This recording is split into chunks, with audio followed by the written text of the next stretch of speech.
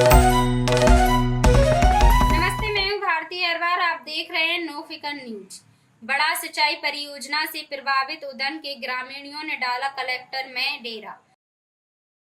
दरअसल मध्य प्रदेश की सागर जिले के बड़ा सिंचाई परियोजना से प्रभावित उदन गांव में लोगों की जमीन एवं उनके मकान से सही न कराने पर नाराज किसानों का समूह आज कलेक्टर पहुंचा, जहां पर उन्होंने अपर कलेक्टर को अपनी मांगों को लेकर ज्ञापन सौंपा, जिसमें उनकी मांग है कि धारा 11 एवं धारा 19 के तहत जमीन एवं मकान का जो सर्वे किया गया है, उस सर्वे में कई अनियमितताएं हैं, जिसको पुनः से कराया जाए, क्योंकि जो प्रशासन द्वारा नोटिस दिए गए हैं, जिसमें मकानों में धारा 19 के तहत वर्ष 2021 में जो व्यक्ति 18 वर्ष का हो चुका था, उसे प्रशासन द्वारा अपने जीवन यापन के लिए 6,36,000 रुपए की राशि दी जानी थी, लेकिन प्रशासन और भू अर्जन अधिकारी की लापरवाही से धारा 19 का सही से सर्वे नहीं किया गया और कई लोग आज भी वंचित हैं।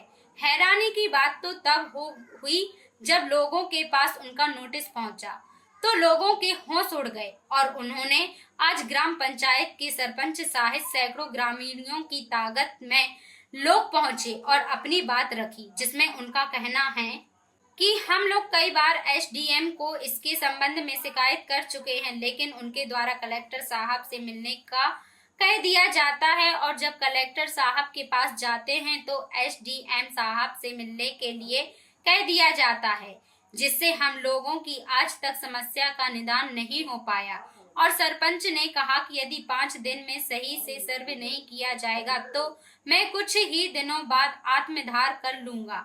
खास बात तो तब यह हो गई जब नवनिर्वाचित सरपंच को ही उस गांव का अस्थायी निवासी प्रशासन ने नोटिस में बता दिया, जबकि ग्रामीणों ने सागर के प्रशासनिक अधिकारियों पर गंभीर आरोप लगाए और धरने पर बैठे हुए हैं। जब इस संबंध में अपर कलेक्टर का कहना है कि जो भी ग्रामीणों की समस्या है उसके लिए एसडीएम को निर्देश दिए गए और जल्द से जल्द उनकी समस्याओं का निराकरण किया जाएगा। मैं भारती अरवार, नो फिकर न्यूज। आप लोग यहाँ पर आए? हम बंडा बरात परियोजना के अंतर्गत जो डैम बनाया जा रहा है उल्दन में, उसमें हमारे ग्राम के जितने भी किसान हैं सब साथ ही मिलकर आए हैं। हमारी एक नहीं 1000 मांगे हैं, जिनको हम कई बार ज्ञापन दे चुके हैं। ज्ञापन के हिसाब से अपन जो आवेदन देते हैं उसको आवेदन को लिया जाता है और कचरे के डिब्बे में डाल दिया जाता है। अब तक जितने भी ज्ञापन दिए गए आश्वासन दिया है ना, उस पर अमल किया गया है।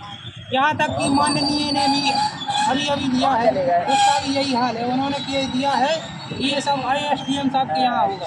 क्या मुख्य मांगे क्या है आपकी? मुख्य मांग यहाँ यह है कि जो वास्तविक यहाँ के निवासी हैं, जो उनको अस्थायी कर दिया है, उसके लिए स्थायी करने के लिए ज्ञापन दिया है। कितने वर्षों से निवास कर रहे हैं? जन्म से ही है। जब से दुनिया रहती है जब से वोट आती है। हाँ, वोट आती है। वर्तमान में हम सरपंच हैं और हमारे लिए भी अस्थायी दर्शाया है। हमारे लिए नहीं, हमारे पिताजी के लिए, हमारे भाई के लिए, हमारे दादा के लिए। और ये लोग हैं, इनसे पूछिए इनकी क्या है, क्या दशा हो रही है। आने के लिए मजबूर हैं, आ नहीं पा रहे, घर से बाहर निकलने को दिक्कत है। मगर जो सर्वे करने के लिए जो गया है, अपर कलेक्टर साहब आपके पास आए थे ज्ञापन लेने, क्या आश्वासन दिया? उसको मैं नहीं दिखा हूँ। मेरे परिवार का कोई बच्चा नहीं दिखा है। मेरी बीबी वहाँ 24 घंटे उपलब्ध रहती है, उसको वो नहीं दिखी है। बोलता है यहाँ पे रहते नहीं हो। तो अब आप काम का देगा।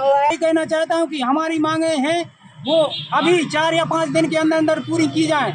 यदि नहीं होती हैं तो इसके बावजूद मैं अति से अति धरना प्रदर्शन करूँगा और इसमें मैं अपना स्वयं का आत्मदाह करने के लिए तैयार हूँ। अगर किसानों की मांगे पूरी नहीं होती तो 5 दिन के अंदर मैं कहता हूँ। पाई जाती है अधिकारियों की। देखिए, वर्तमान प्रशासन की जो नीतियां हैं वो डलहौजी वाली हो गई है, हड़प नीति हो गई है। उल्दन बांध के अंतर्गत जितने भी अन्नदाता किसान हैं, चाहे कुल्ले, पिपरिया, उल्दन, बहरौल, सारे अन्नदाता किसानों की ज़मीनें छीनी जा रही हैं। इतना प्रताड़ित किया जा रहा है जो अंग्रेज़ों के कार्यकाल का हम लोगों को थोड़ा सा आभास होने लगा है। हम लोग लगातार 2018 से अपने उल्दन बांध में जो भी समस्या, मूलभूत समस्याएं हैं, आपने 50% असिंचित जो भूमि कर दी, उसके बाद आपने लगभग अभी उल्दन बांध के लिए जो नोटिस आए थे उल्दन गांव के लिए, उसमें 70% घर आपने अस्थायी घोषित कर दिए। अभी उल्दन बांध के लिए जो नोटिस आए थे उल्दन गांव के लिए उसमें 70% घर आपने अस्थायी घोषित कर दिए। आप ये मान के चलिए वर्तमान सरपंच का घर अस्थायी घोषित कर दिया। उसके बाद 2018 की उम्र के जिन लोग बच्चों को, युवाओं को अपने भरण पोषण के लिए, अपने भविष्य निर्वाहन करने के लिए 6,76,000 जो सरकार रही थी, उसमें भी कटौती वो भी नहीं दी। लोग लगातार इस प्रकार साहब जाते हैं तो वो बोल कलेक्टर साहब के जाओ, कलेक्टर साहब के पास आप बोलती है एसडीएम साहब के पास।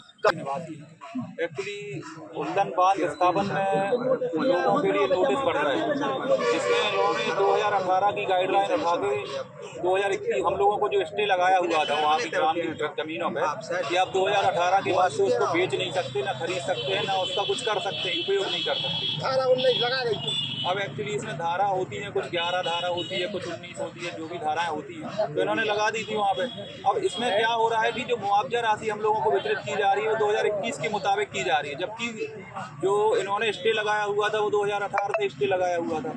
अब इसके बाद नया नियम इन्होंने जारी किया हुआ है, जिसमें इन्होंने बोला हुआ है कि जो 2018 में उसके 2018 के 3 वर्ष पश्चात जो लोग 18 वर्ष के हो चुके थे, मतलब तो सन 2015 में जो 18 वर्ष के हो गए थे, जिनका 1997 में जन्म होना चाहिए या उसके पहले, तो उन व्यक्तियों को ही केवल 6,36,000 रुपये की पुनर्विस्थापन के लिए राशि दी जाएगी, और वो भी उनके कुटुंब के लिए, पर व्यक्ति के हिसाब से नहीं। हम लोग के सिर्फ जो बंडा ब्रज सिंचाई परियोजना के अंतर्गत उल्दन गांव के लोग सैकड़ों की तादाद में यहाँ पर आए थे, किस पे सैंपल लेकर आए?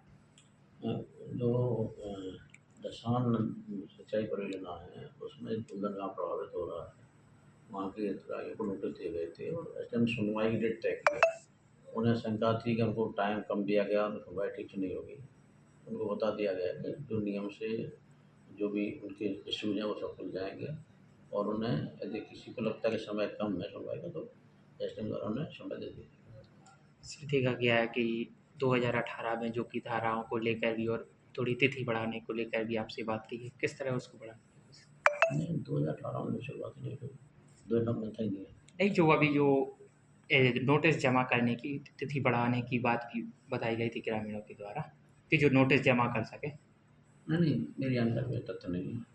अच्छा, क्या और जो कार्रवाई एसडीएम के द्वारा जो आपने बताया उनको क्या की है? जो भी एक्ट के मुताबिक जो कार्रवाई निर्धारित है उनके द्वारा की जाएगी, और हम सबकी मंशा यही रहती है कि लोगों को परेशान ना होना पड़े, और जो शासन द्वारा जो कुछ उनके लिए निर्धारित मुआवजा वगैरह वो दिया जाए।